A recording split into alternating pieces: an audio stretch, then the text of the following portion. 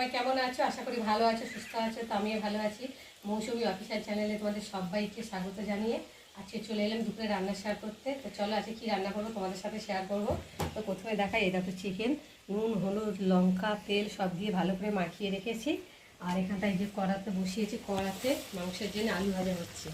আর এইদিকে দেখো ভাত ফুটে গেছে, ভাত হয়ে গেছে, ভাতটাকে ফ্যান ঝাড়বো। আর এখন এই যে আলুগুলোকে ভালো করে লাল লাল করে ভেজে নিয়েছি, এখন আলুগুলোকে তুলে নেব। একটু আলু লাল লাল করে ভেজে নিলে তো টেস্ট হয় খেতে, সেদ্ধটাও ভালো হয় আর টেস্ট লাগে খেতে। বিশেষ করে মাংসের আলু, সবাই মাংসের আলু ভেজে নিয়েই করে। মাংসের আলু ভেজে তুলে নিয়েছি। আর আজকে রান্না করব, এই দেখো দেখতে পাচ্ছ, লাউ শাক, বাড়ির লাউ শাক। তো এতদিন ধরে খাচ্ছিলাম আর আজকেই মানে শেষ হয়ে গেছে, পেরে নিয়েছি। আর গাছগুলো তো সব মরে গেছে, আর খাওয়া যাবে না। ওই জন্য আজকে পেরে কাটাকুটি করে ধুয়ে ধায়ে নিয়ে এলাম। আর এখন রান্না করবো এই যে চিংড়ি মাছ দিয়ে। চিংড়ি মাছটাকেও ভালো করে নুন হলুদ মাখিয়ে রেখেছি। আর চিংড়ি মাছ দেখো 200 গ্রাম চিংড়ি মাছ এনেছি, তো কেটে বাদ দিয়ে দেখো কোনটুকু হয়ে গেছে। তো যাই হোক, আর মাংসের জন্য এখানে মশলা করে নিয়েছি। পেঁয়াজ কেটে নিয়েছি, আদা বেটে নিয়েছি, রসুন আর একটা টমেটো। তো চলো, গ্যাসটা একটু নিভিয়ে রেখেছিলাম কেননা আলুটা পুড়ে যাচ্ছিলো, তো তার জন্যে। আর এখন আমি গ্যাসটাকে অন করে দিলাম।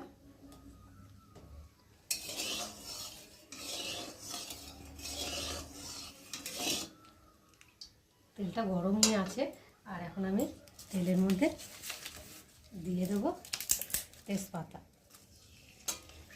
তেজপাতাটা একটু ভালো করে ভেজে নেব। পাতাটা ভাজা হয়ে গেছে। আর এখন আমি এই যে কুচিয়ে রাখা পেঁয়াজগুলোকে দিয়ে ভালো করে ভেজে নেব।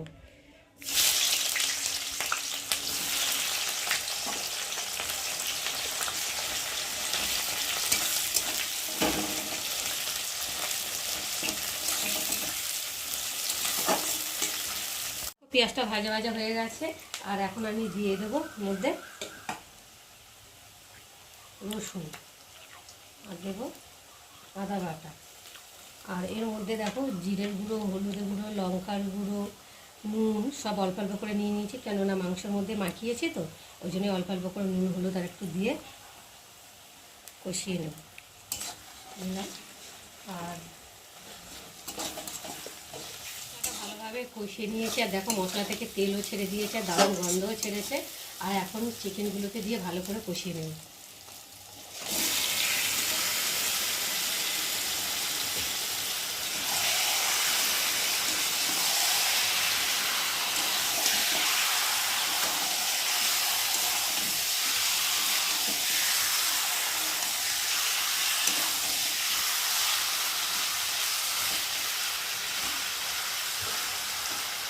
চলো এবার ঢাকা দিয়ে দেবো। চলো এবার 2 মিনিট পরে এলাম। এবার ঢাকাটা খুলে একটু ভালো করে নেড়ে দেবো।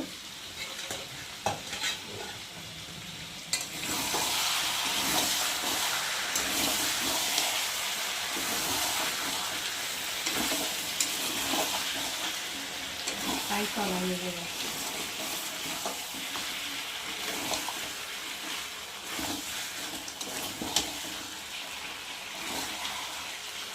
দোকানদারকে বলেছে মাংস পিসগুলো একটু ছোটো ছোটো করে দেবে। আর দেখো মাংস পিসগুলো কত বড় বড় করে দিয়েছে।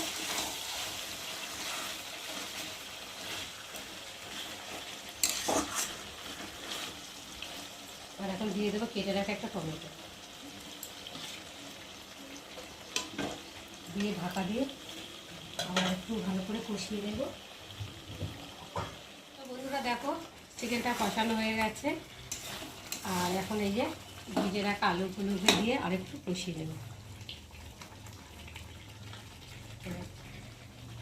একটু নেড়ে দেবো।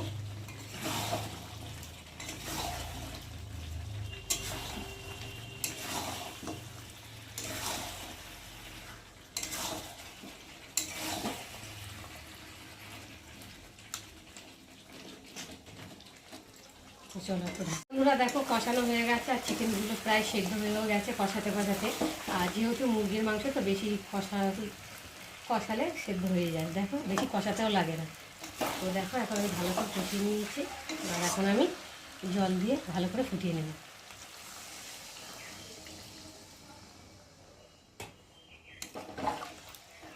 একটু নেড়ে দেবো ভালো করে।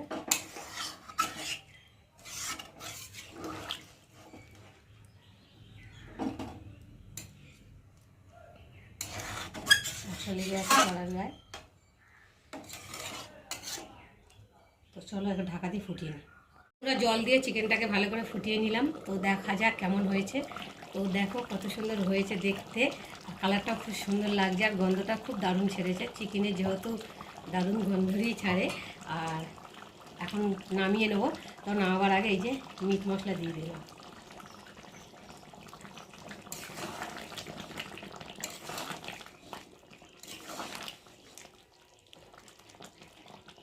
যারা যারা চিনি পছন্দ করো ওপর দিয়ে একটু চিনি ছড়িয়ে দিলে আরও টেস্টটা খেতে ভালো লাগে। আর চিকেনের রঙটাও খুব সুন্দর আসে, খেতেও খুব সুন্দর স্বাদ হয়। তো বন্ধুরা বন্ধুরা দেখো একটু গরম মশলা দিয়ে ফুটিয়ে নিলাম। তো বন্ধুরা আজকে আমার চিকেন রেসিপি কেমন লাগলো তোমরা কিন্তু অবশ্যই কমেন্ট করবে, আর ভালো লাগলে লাইক করো, শেয়ার করো, আর আবার চ্যানেলে যদি নতুন হয়ে থাকে চ্যানেলটাকে সাবস্ক্রাইব করো। তো চলো আবার দেখা হবে তোমাদের সাথে পরের ব্লগে। ততক্ষণ তোমরা তোমাদের খেয়াল রাখো, তোমরা আবার চ্যানেলটাকে সাবস্ক্রাইব করতে থাকো, আর আমি এদিকে চিকেনটাকে ঢালতে থাকি।